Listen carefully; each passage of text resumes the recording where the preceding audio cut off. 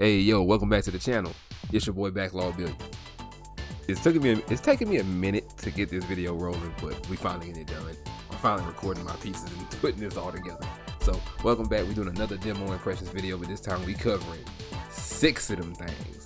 We covering 6 of them, but these 6 games, these 6 demos, for lack of a better word, are coming from these 3 sale events that happened on Steam: the Latin American Games Showcase, the Women-Led Games, and Wholesome Snack 2025.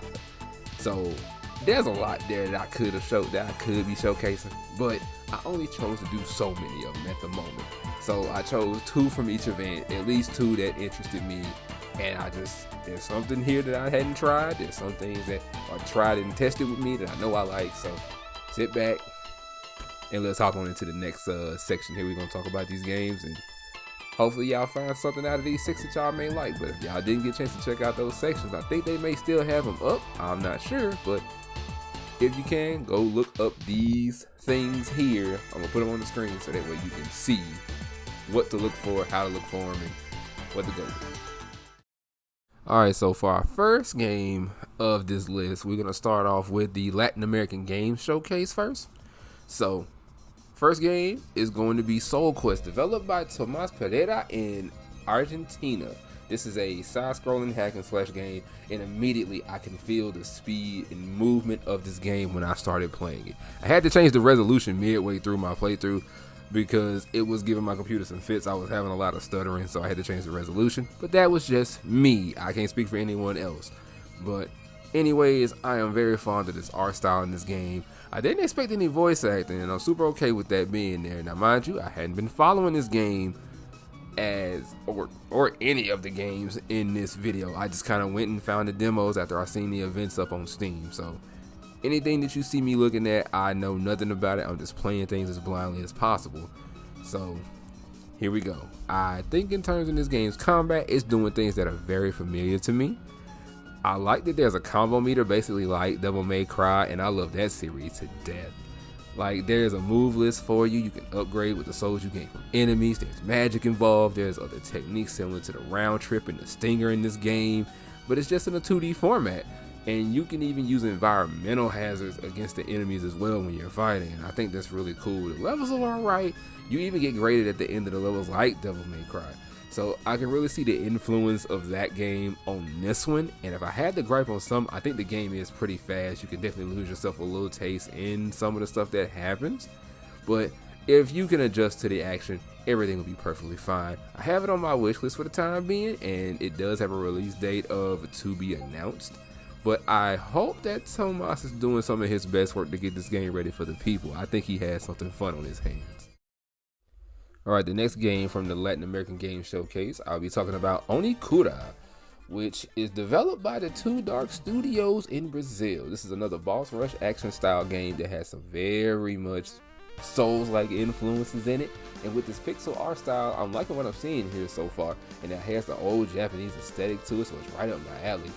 The combat is pretty straightforward till you start beating on bosses and you start getting these talismans that change your character's ultimate attack and help them with other aspects of combat. We only got a little taste here with 3 bosses, and that's not a bad thing because I spent close to an hour here because I didn't want to be defeated in these fights. I just had to make it my business to win every single fight. I think the boss designs are very reminiscent of things I've seen in other games, which isn't a bad thing. The soundtrack for it is very great. I want to see a little more variety in some of the attacks for the bosses. The patterns are fine for what is there, but an extra attack or 2 will spice it up some. Other than that, this game so far is still in development. There is no release date as of now. As I always say for indie teams, I want you to work on it more and continue to polish your games. Also, I gotta throw this little tidbit in there. The more I kept looking at this game, the more I kept telling myself, man, this looks like Celeste. Like I said, it's not a bad thing either. So I'm very cool with this game. I'll be looking forward to it. Alright, so to begin our next session, we'll be talking about games that came from Wholesome Snack 2025. And the first game that we're going to talk about here is Fishbowl, developed by I Miss My Friends in India. Now, this is a very cute game, but when you start it up, it will give you a slight warning, basically telling you to take care when you play this game. It's not nothing dark, but it is something that can be very personal, if you will. This game is about dealing with grief. The game has you following this character And forgive me if I butcher her name or sound it out kind of wrong, but I think it may be Alo, as she goes on about her daily life doing her brand new job as a junior video editor for, I want to say, someone who is popular on, the popular video site that's within this game's universe, and she's learning to work through some grief. Alo has lost her grandmother, and that is a very important figure in her life, and it's something that just affects her deeply as she is trying to work through everything in her life. I do like how beautiful this game looks. I think the graphics are very solid. I love the usage of color here, but where this game truly shines, in my opinion, is going to be with the storytelling and some of the symbolism that it has in place. Mind you, this is a very much visual novel style of game, so you will be doing some reading and making choices along the way. This demo only covers the first day of this game, and this game is basically going to carry you through like a month or so, I believe, if I remember correctly reading that.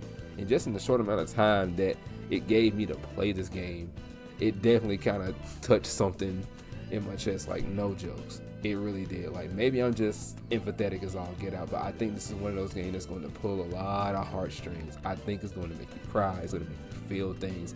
And it may be in time for you, as you may be grieving someone as well. By all means, come and try the demo out. You won't spend no more than maybe 20, 25, 30 minutes, maybe more if you find yourself going back and trying things again. But check it out. It has a release date window of April 2026.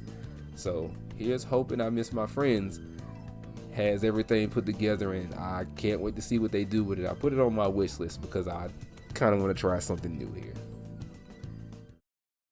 Alright, so now we a little bit more my speed here because I love me a good old-fashioned RPG. So say hello to Mirage Miracle Quest, developed by Tobin Club, coming fresh out of France. It's a turn-based RPG with deck building aspects that also has a magical girl aesthetic about a cat that's an exorcist. I know that's a lot, but hear me out here. This game is actually pretty fun to me. I really like what I played of it. I love the use of colors here. The art is amazing in this game, and the animation is actually really good too. Especially when you get into your very first battle. I didn't expect that at all. You can feel the level of love and care that's being put into this game. Everything is pretty, bright, and vibrant here. The combat in this game is actually really easy to understand as well, and the game explains it all to you right then and there. So as long as you're paying attention, at least, you're gonna at least know what you're gonna do. And I love the leveling system, since you can switch up the wands that Mirage has as, an exorcist to gain new skills. And when you level up, it reminds me a bit of Super Mario RPG, where you get the game bonus stats after a level up to a specific stat of your choice. Sadly, I didn't notice that was the case, but I now know that for, future reference. I can look forward to this release, and I feel it'll be a great game for whenever I finish a much longer RPG. It seems pretty cozy and cute. I have no major issue with the game aside from that one time it named a character the wrong one when I finished a side quest, but I ran into no major bugs along the way through my demo playthrough. I believe they have a nice little hit on their hands at Tobin Club, so I'll be looking out for y'all when the time comes. Alright, so for our final section of games, we're going to be talking about women-led games. This right here is mostly about games led by women. So, first game out of the two that we picked here, I chose Ledgerbound. It looked extremely interesting to me. It's developed by Omnimega Supercore. So, in this game here, you're going to play as the character Reina. She's an insurance claims person for heroes. In this world, the heroes got insurance in the event of something going wrong, and you are there to deny their claims. Yeah, you're basically somewhat the evil in this, but after a few days of working, your biggest clients end up dying. And there's a lot on the line here about paying them out for what happened to them, which leads to you becoming the hero. So anyways, this game features a lot of visual novel-like themes, but let's also keep in mind that this demo is in the pre-alpha phases, so there will be spots where the lines don't match, and there may not be any voice acting at all. Yes, the game is going to be fully voiced, I'm assuming, which is great because I think the voices for the characters present in the game match very well to who they are. The dialogue is well for the cast, and with this being based in an adult cast, it is doing things for me. There's even break time moments on the job, so you get to know other members of the cast bit by bit and build friendships with them as well. But beyond the visual novel part, there is also a strategy RPG thrown in here as well. If you know what Fire Emblem is like, you got a good idea of it. And it even has this. At first you're finding ways to deny claims with it, and all of a sudden you're thrown into the real mix of things. It has a triangle of elements, floor panels with traps and things that empower your characters, a means to rethink the turn and everything under the sun. And just like I mentioned, if you are fond of Fire Emblem, then this will give you a taste of that. I like the character designs and the art style here as well. I can get with this game being what it is, and I hope to see more of it in the future. This game here has a TBA release date, but like I said, what's in this demo is in pre-alpha.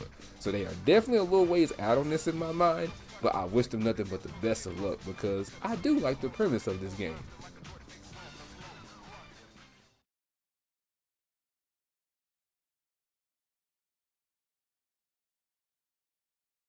Alright, so for the second game of women-led games and the final game of this video, we're going to talk about Fallen Tier the Ascension, developed by the Winter Crew Studios. So, this is another one that's kind of right down my alley, but in an open world exploration sort of Metroidvania type of way. This game starts with you as this monster. You as strong as can be against some enemies until you run across this boss that outpaces you in speed. You can fight him all you want, but this feels more like a forced loss situation, and I also learned that you can actually go further thanks to the developers themselves. But once you lose, or even if you win, you wake up and you're this kid named Hira. He's seemingly the adopted one in this situation here, but your adventure truly begins once you start to go on your first hunt. But while you're taking on that first hunt doing your adventure, things start to go haywire once you sit down and talk to your brother for a minute. And monsters are sent back to your village for some reason. And upon returning, the villagers don't seem to be too fond of you. It's almost as if they fear what you are, and you're not really sure how to take it. But in my hour of playing it, despite getting a little lost on how to get to the point I need to progress the story or to move along with the adventure, I gotta admit a few things. This game is beautiful. The animation of how things move is well done. Hits have impact in combat. You have a dodge which can be timed on attacks so that way you can counterattack. You gain new powers as you explore the lands, which once again are beautifully made, and as you defeat major bosses you also find those new powers. Now there are side quests to be found as well. I've only seen so much of what the enemy variety is here, so I don't know whether there's more to see from what enemies I did see. There's only so few that I saw aside from like majors and bosses. I do have a tiny gripe with the game's currency though, and this is just a small tiny problem for me, is when you gain it from the caches or the enemies, like it needs to be able to rest on some of those like thin platforms and allow it to be gathered a bit faster. Like let it like suck into your character, like let it zoom in, or like just immediately allow you to grab it once it hits the ground, because there have been too many times where I tried to gather this currency and it would fall through the platforms, or it would find itself in spikes, and I'm just like, well, I can't really get this currency. So yeah, you can't touch the hazards in the game, you know, common sense stuff you've learned for years that you've been playing video games. But the game is looking pretty nice. I'm looking to see what it can do and how it can do. It has a release window of the first quarter of 2026, so keep an eye out for it if you like what you see here. I know I will. So just hoping they do well with it, Winter Crew. I'm looking out for you. Alright, so I hope you enjoyed this video. I hope you found something worth looking at through these 6 games that I found. It was quite a nice time just kind of sifting through them. This was around Game Awards time as well, so just kind of seeing what's there, how many developers, and all this. It was just a fun time because, you know, every year, at least these past 3 to 4 years, it's been solid gaming all around. Like, you have no reason to not be playing anything. So like I said, if you like what you like, I'm gonna leave the name of those events that happened across here. You're liable to find a stream, because I know women-led games had one. I don't know if the Latin American game showcase had one, and I don't know if Wholesome Snack had one either, but they probably did. So go look for them, go find them, go sit down and watch them and see what's in there. You may find you a new cozy game to sit down with. You may find you a new action game, a new visual novel style game, a new action puzzle, whatever it may be that you know, floats your boat, you know, tickles your fancy a little bit. So that's all I really got to give y'all. Those are my 6 games. Like, comment, subscribe, and I'll see y'all in the next video. All right, it's been Billiam. Peace.